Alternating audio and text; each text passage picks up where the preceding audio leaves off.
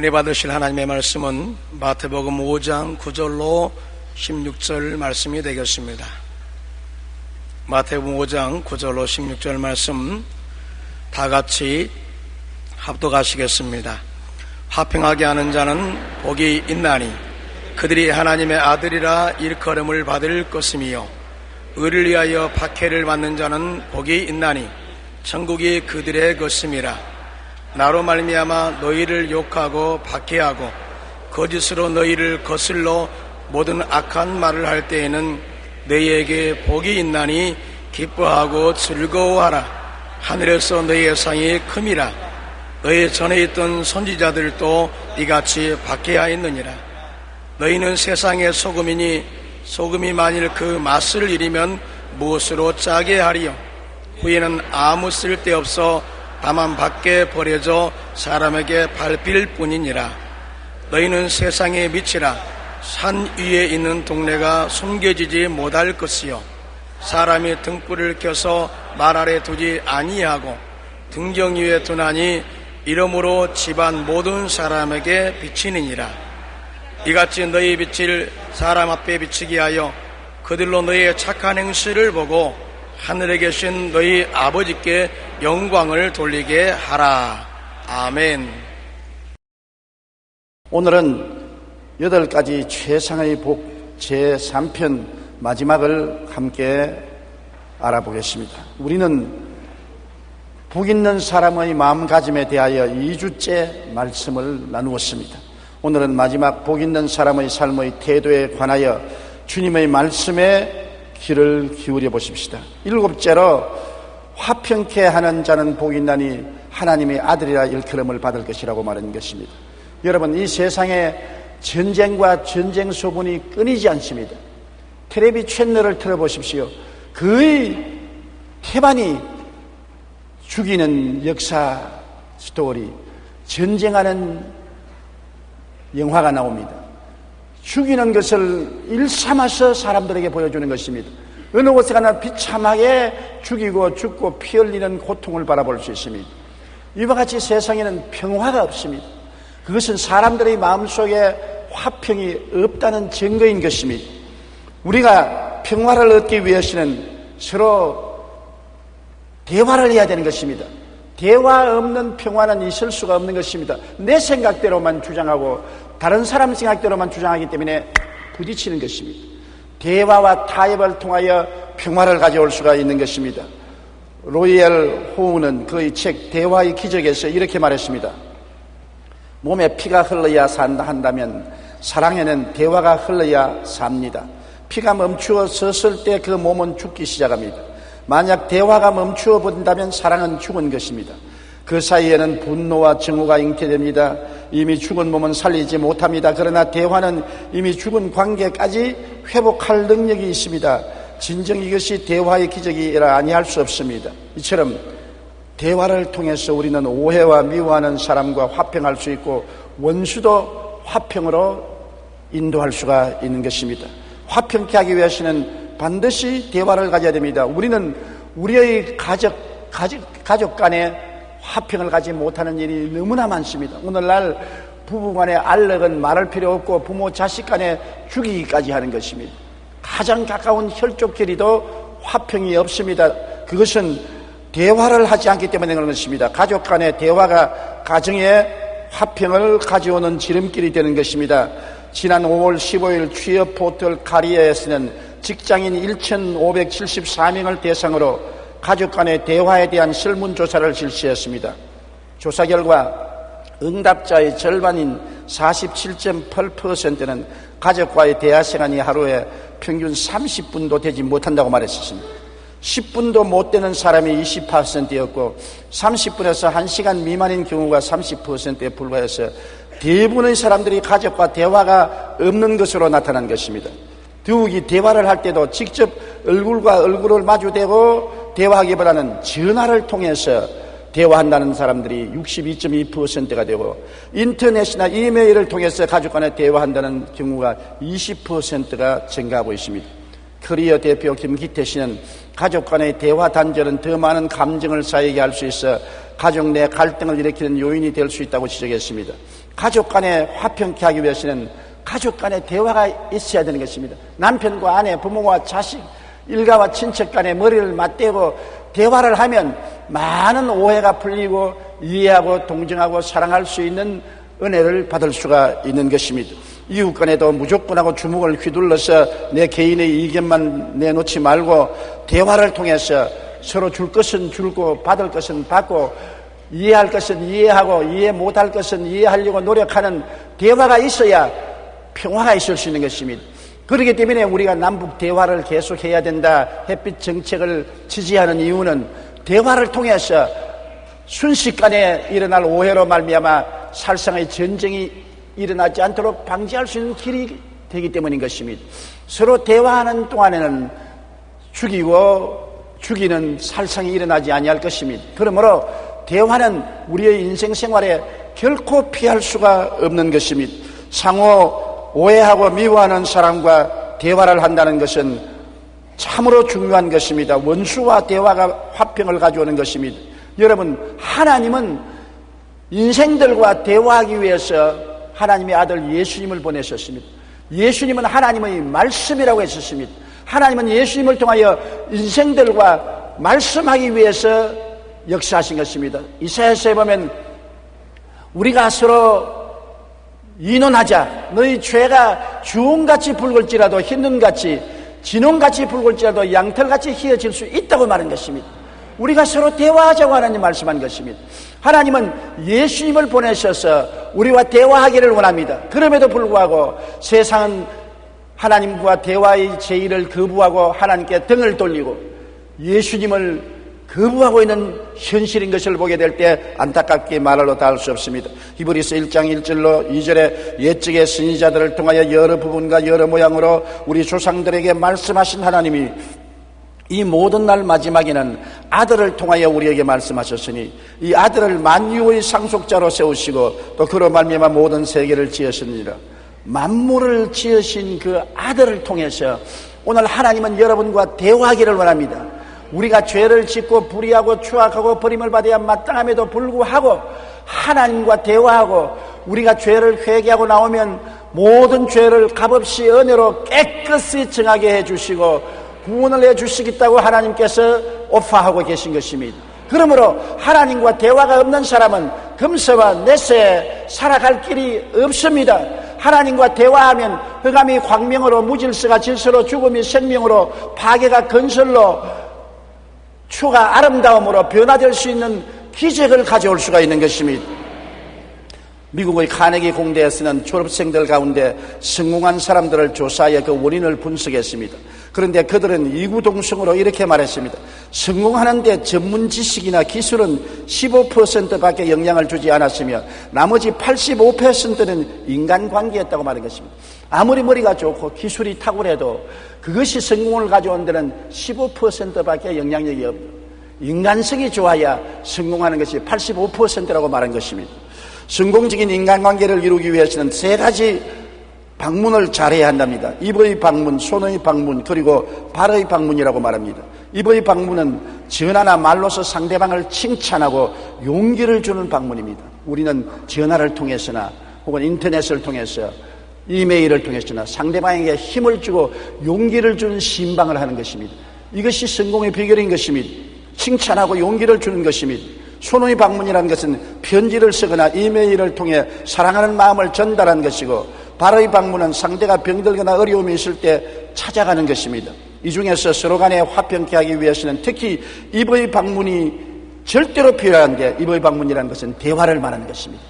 대화를 통해서 화평을 가져오는 것입니다. 가족 간에, 이웃 간에, 심지어 원수 간에도 대화를 통해 화평을 가져올 수 있는 것입니다.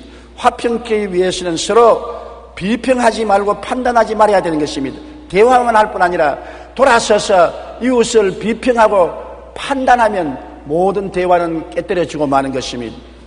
우리는 항상 시내산 율법과 갈보리산 용서 사이에 있는 것입니다. 시내산에서는 하나님께서 십계명과 율법을 주셨습니다. 십계명과 율법은 사람의 잘못을 들추어내고 약점을 드러내는 것을 말합니다. 시내산에서 우리가 사람들을 보면 율법을 통해서 언제나 남의 약점과 잘못된 점을 발견해서 그를 핥히고 먹칠하고 짓밟습니다.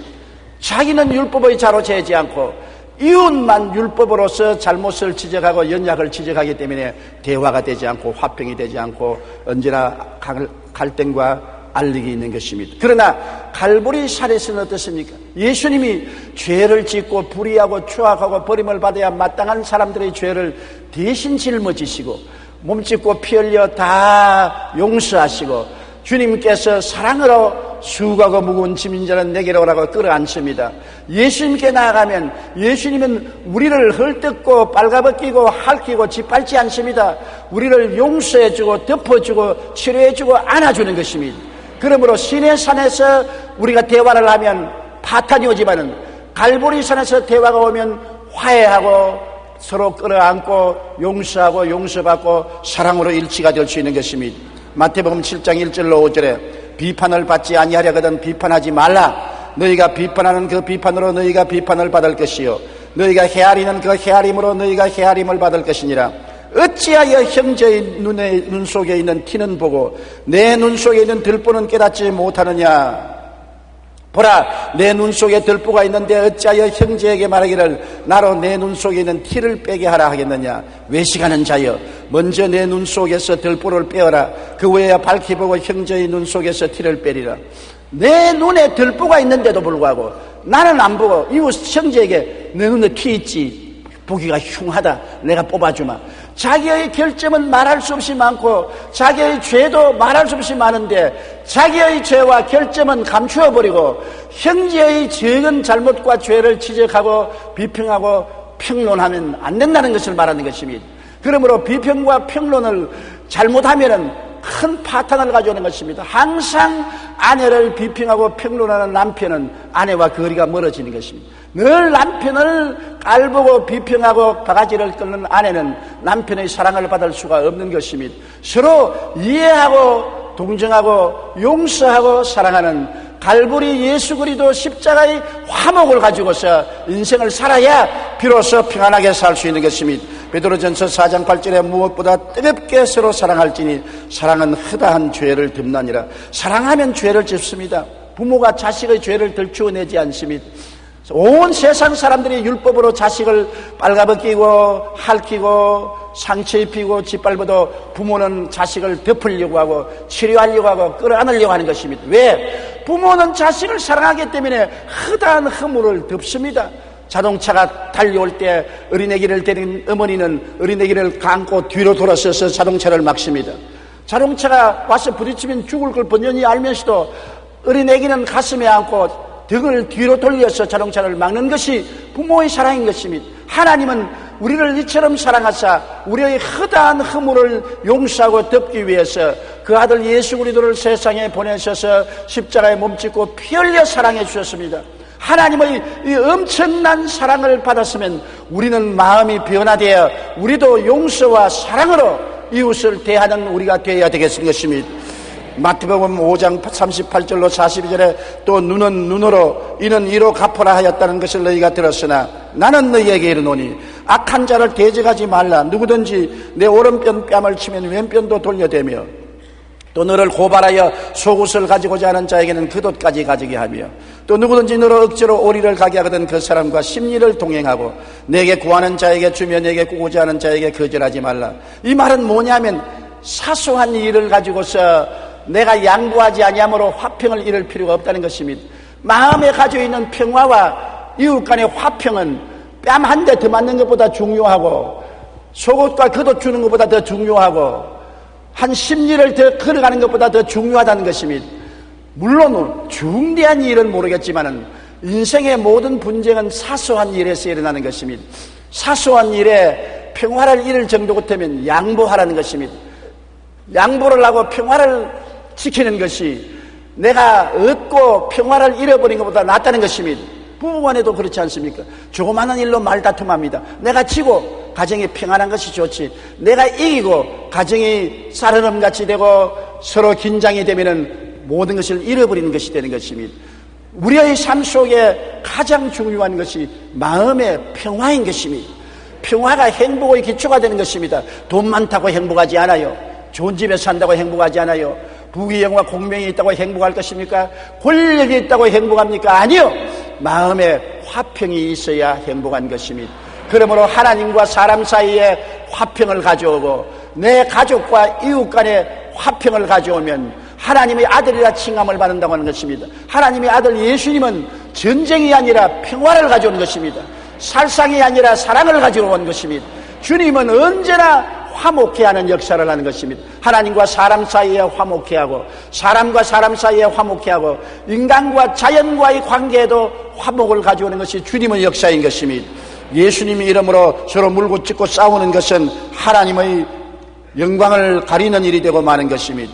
여덟째로 의를 위하여 핍박받는 자는 복이 있나니 저희가 천국이 저희 것임이라고 하는 것입니다. 의란 무엇인 것입니까?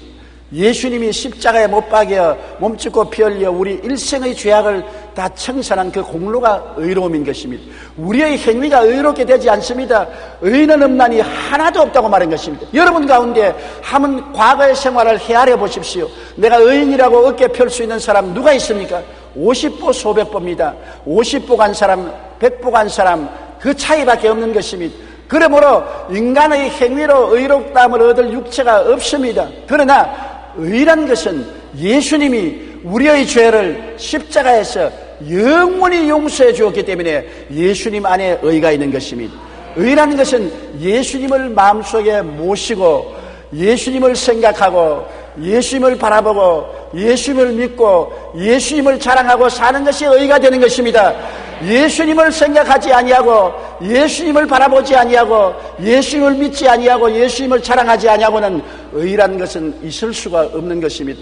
예수님과 더불어 자고 깨고 먹고 마시고 사는 것이 의로움인 것입니다. 예수님 때문에 핍박을 받는 자는 복이 있나니 천국이 저희 것임이라고 말한 것입니다. 십자가를 통하여 의를 영원히 이루어 놓았었으니 예수님을 내 가슴에 잔뜩 모시고 살아가면 의인이 되는 것입니다. 그리스도를 생각하십시오. 그리스도를 바라보십시오. 그리스도를 믿으십시오. 그리스도를 고백하고 자랑하십시오. 그러면 너는 의인이 되는 것입니다. 하나님의 은혜로 의롭게 되는 것입니다. 고린도후서 5장 21절에 하나님이 죄를 알지도 못하신 이를 우리를 대신하여 죄로 삼으신 것은 우리로 하여금 그 안에서 하나님의 의가 되게 하려 하심이라. 여러분이 얼마나 의롭게 되느냐? 하나님처럼 의롭게 된다는 것입니다. 엄청난 일입니다. 그 죄 덩어리가 용서를 받되 철저히 용서를 받아서 하나님이 의로운 것처럼 여러분도 의로워짐으로 하나님 앞에 마음 놓고 출입을 할 수 있게 된다는 것을 말하는 것입니다. 그런데 우리 의로우신 예수님을 섬기고 모시기 때문에 핍박을 당하고 직장에서 어려움을 겪고 사회생활에서 고통을 당하면 성경에는 말합니다. 복이 있다. 예수님 때문에 당하는 고통은 언제나 복으로 돌아온다. 악을 선으로 바꾸시는 우리 하나님께서는 예수님 때문에 욕을 얻어먹고 핍박을 당하고 고통을 당하면 그만큼 하늘에 복을 쌓아놓는다는 것입니다. 마태복음 5장 11절에 나로 말미암아 너희를 욕하고 박해하고 거짓으로 너희를 거슬려 모든 악한 말을 할 때 너희에게 복이 있다고 말한 것입니다. 왜 복이 있느냐? 하나님의 인정을 받는다는 것입니다. 예수님 저렇게 잘 믿어서 세상 사람에게 욕을 얻어먹고 오해당하고 핍박당하고 고통을 당하는 것은 진짜로 예수 잘 믿는 사람이란 증거가 되는 것입니다. 하나님의 인정을 받는 것입니다. 최고의 상입니다. 세상에 인정을 받는 것도 좋은 일이 아닙니까? 국가에서나 사회단체에서 인정해서 상장을 주는 것을 영광스럽게 생각합니다. 만왕의 왕 만주의 주가 인정을 해주는 그러한 상은 최고의 상입니다.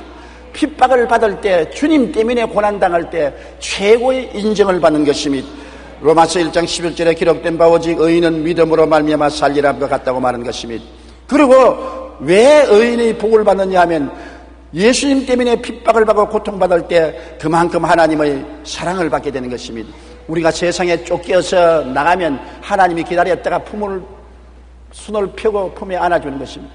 세상에 맞을 때 하나님이 사랑해 주시고 세상에 욕을 얻어먹을 때 하나님이 칭찬해 주시고 반대급부로 세상이 아무리 쥐어박아도 하나님은 더욱 사랑을 부어주신다는 것입니다. 그렇기 때문에 예수님 때문에 핍박을 받고 고통을 받는 사람의 복은 최고의 특전인 하나님의 사랑을 받는 것입니다.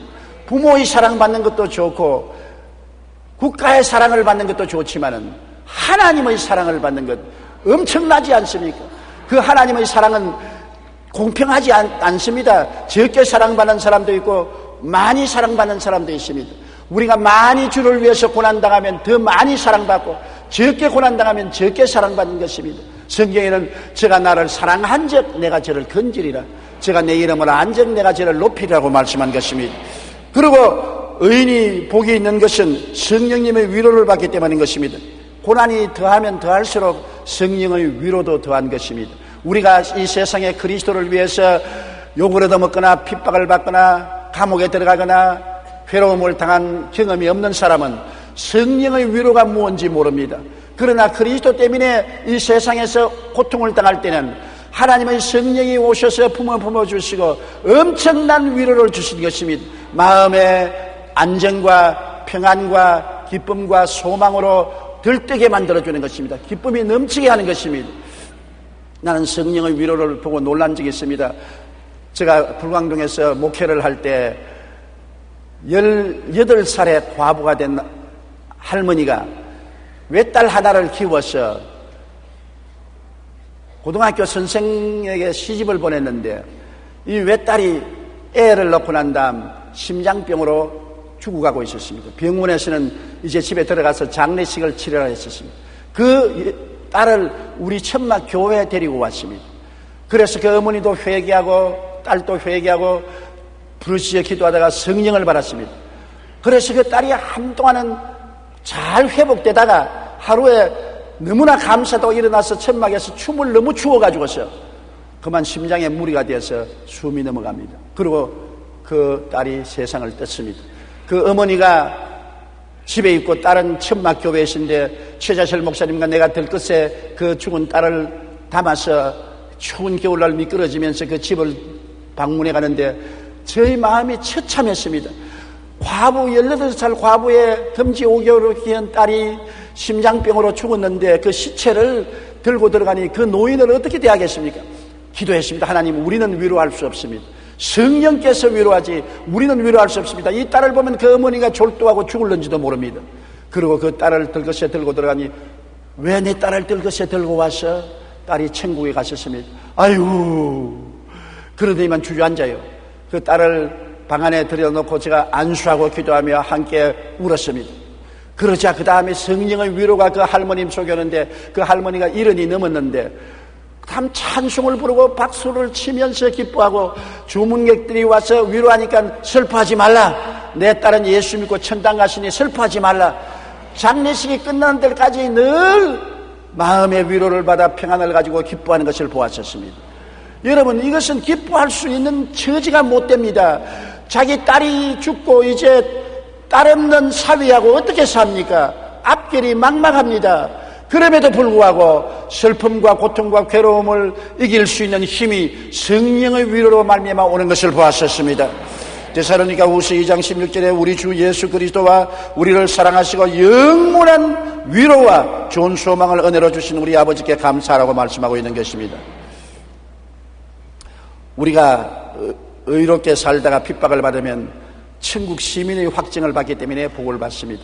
천국 시민이기 때문에 복을 받습니다. 세상 사람 같으면 세상이 자기 편이니까 끌어안지만은 세상이 볼 때 자기 편이 아니기 때문에 핍박한단 말입니다. 핍박을 당하는 이유는 천국 시민이 되었다는 증거인 것입니다. 천국 시민증을 흔들어주는 것입니다. 세상에서 버림당하나 하나님은 시민인 것을 확정해 주는 것입니다. 빌립보서 3장 20절에 그러나 우리의 시민권은 하늘에 있는지라 거기로부터 구원하는 자 곧 주 예수 그리스도를 기다린다고 말한 것입니다. 그러므로 우리가 의로운 삶을 살다가 핍박을 받을 때 어떻게 하는 것입니까? 기뻐하고 즐거워하고 춤을 추라고 말한 것입니다. 세상 사람들은 핍박을 받고 욕을 얻어먹고 손가락질하면 슬퍼하고 통탄하고 괴로워할 것인데 우리 주 안에서 의로운 삶을 얻은 우리들이 핍박을 받고 고난당할 때는 기뻐하고 즐거워하고 춤을 추라는 것입니다. 왜냐? 우리 전에 있던 선지자들도 핍박받았고 사도들도 핍박받았으니 우리도 핍박받는데 동참할 수 있다는 그 특권을 생각하고 기뻐하고 즐거워하라. 왜? 하늘의 상이 크기 때문인 것입니다. 하나님께서는 이 땅에서 우리가 희생을 당하면 하늘에서 엄청난 상을 예비하고 축복해 주시기 때문인 것입니다. 그 다음에 우리 팔복을 받은 사람들은 이 세상에서 소금과 빛된 그리스도인이 되라고 말하는 것입니다. 너희는 세상의 소금이라고 말했습니다. 소금은 왜 소금입니까? 맛을 내기 때문에 소금인 것입니다. 삶을 맛있게 하는 양념 같은 것이 소금인 것입니다.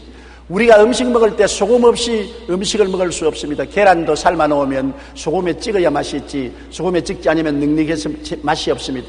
간장도 된장도 김치도 모든 것이 소금이 들어가야 됩니다.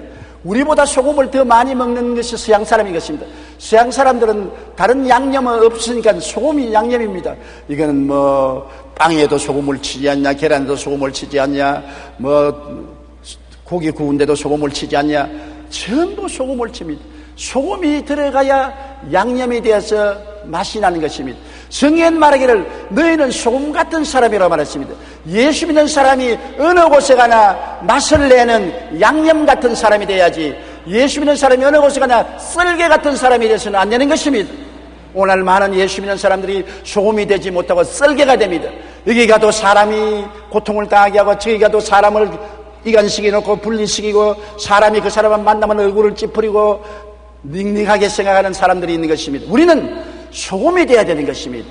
어느 곳에 가나 양념 같은 사람이 되어서 그 모임을 즐겁게 하는 것입니다. 저 사람만 만나면 오늘 기분이 좋아, 마음이 즐거워, 그래야지. 저 사람만 만나면 재수가 없어, 오늘 기분 나빠.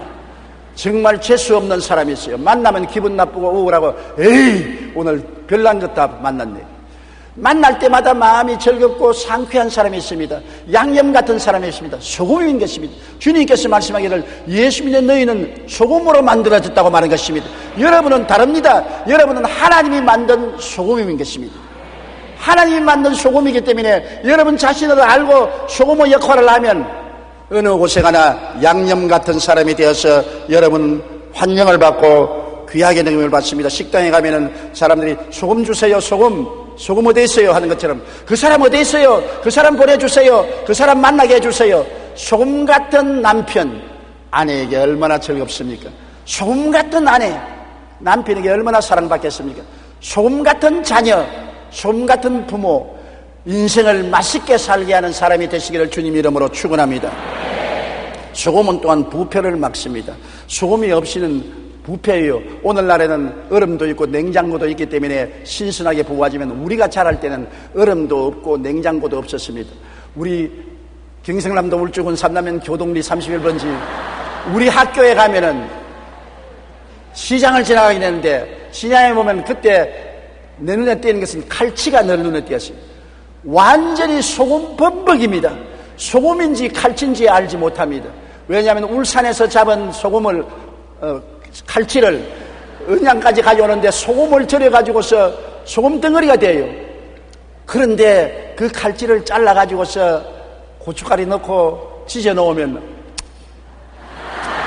와, 그 국물이 짜기는 한없이 소태같이 짠데 얼마나 맛있든지 말로 다 할 수가 없어요.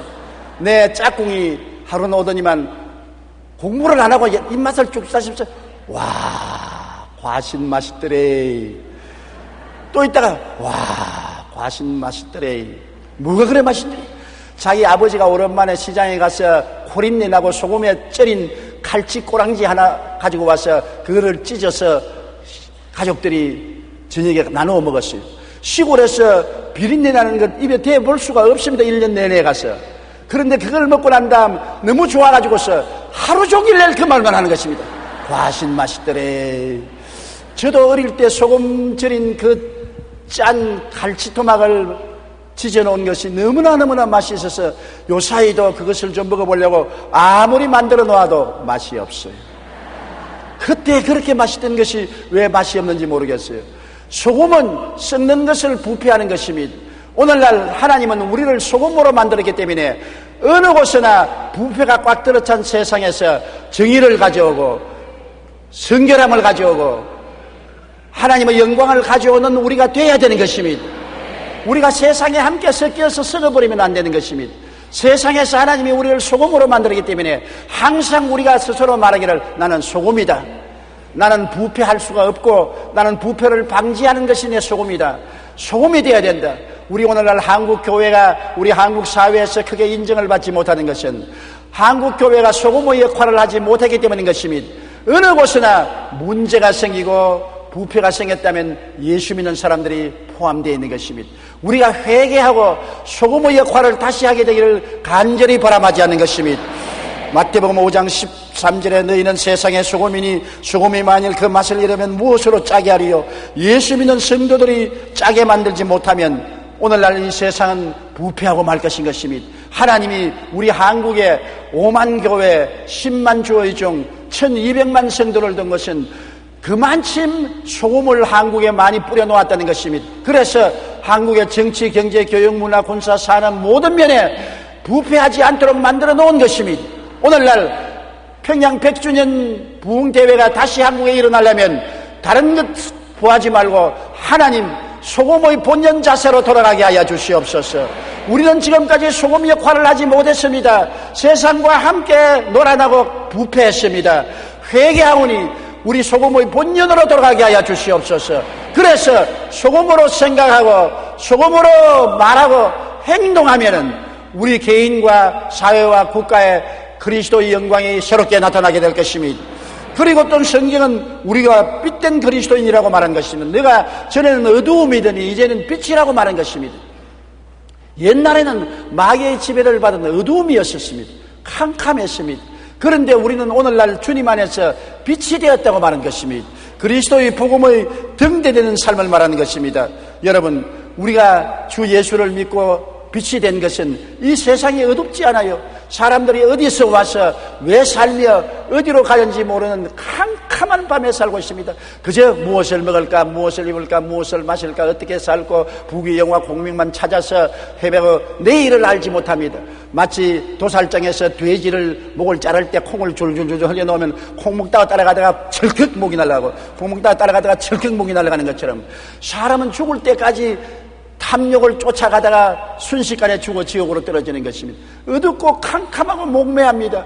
그렇기 때문에 우리 예수 믿는 사람을 하나님이 빛으로 보내신 것입니다. 우리를 통해서 죄인이 예수를 믿고 의인이 되고 천국 가는 길을 밝히 보여주고 진리를 깨닫게 해주는 등대가 되어야 되는 것입니다. 우리가 빛을 비추지 아니하면 우리 주위에 어두움에 있는 사람들이 다 지옥 가지 않겠습니까? 우리가 어두움에 처한 사람들에게 항상 빛을 전도로 해야 되는 것입니다. 길을 알미하고 진리를 말해 주어야 되는 것입니다.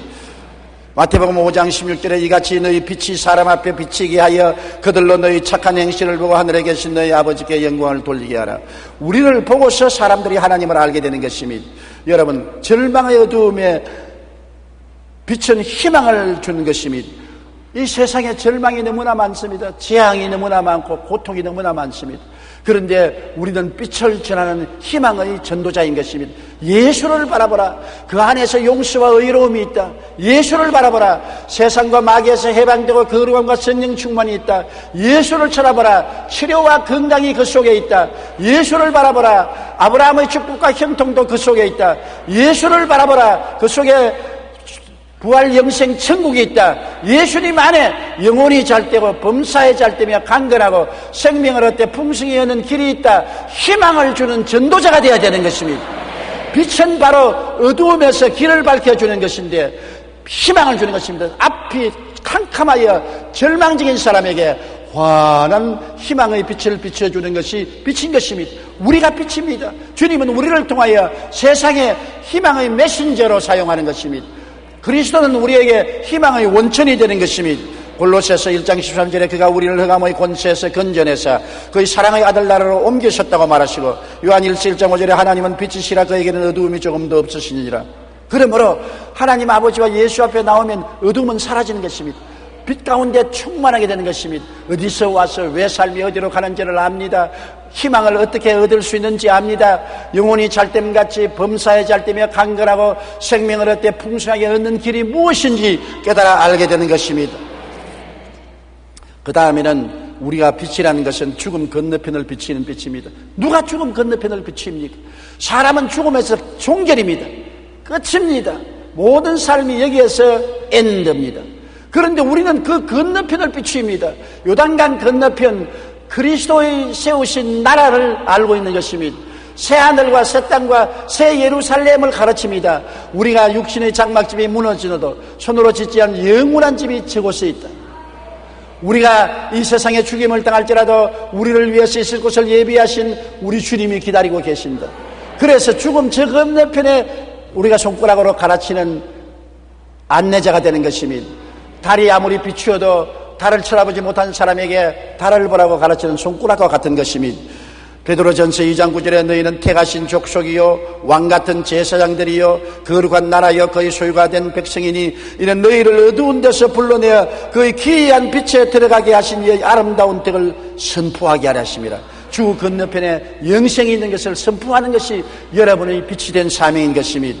요한계시록 22장 5절에 다시 밤이 었겠고 등불과 햇빛이 쓸데없으니 이는 주 하나님이 그들에게 빛이심이라. 그들이 세시도록 왕노릇하리로다. 이러한 삶이 우리에게 있는 것을 우리가 비추는 것이 우리 빛된 사명인 것입니다. 그러므로 우리가 팔복을 받고 소금과 빛이 되는 삶을 살아야 하나님께서 우리를 보내신 사명을 다하는 것입니다. 주님이 복 있는 사람이라고 하시는 삶은 참으로 영원히 복이 있는 사람인 것입니다. 이 땅에서뿐 아니라 영원 천국까지 복으로 넘치는 삶을 여러분 살게 되시기를 주님 이름으로 축원합니다. 우리 다 같이 고개 숙여 기도드리겠습니다. 전능하신 아버지 하나님, 주님께서 팔복산에서 8가지 복을 말씀하시고 이 복을 받은 사람들은 이 세상에서 소금이 되고 빛이 되라고 말씀하셨습니다. 하나님 아버지여, 우리가 팔복을 생각하고 마음속에 음미하고 그 가르침을 따라 삶으로 정말 소금과 빛이 되게 도와주시옵소서. 우리는 과거의 삶을 돌이켜볼 때 소금도 되지 못하고 빛도 되지 못했습니다. 부패하는데 함께 섞여서 썩어가고 어두운 가운데 함께 섞여서 갈 길을 모르고 방황하는 우리들이었습니다. 하나님 아버지여, 오늘 이 시간에 우리를 돌이키게 하여 주시옵시고 회개하고 변화받아 참으로 소금이 되고 빛이 되게 하여 주시옵소서. 하나님이 우리를 소금으로 만들어 놓았습니다. 우리를 빛으로 만들어 놓았습니다. 자기 자신을 발견하게 도와주시옵시고 역할을 다하는 우리들이 되도록 보혜사 성령이여 도와주시옵소서. 예수님 이름으로 기도드리옵나이다. 아멘.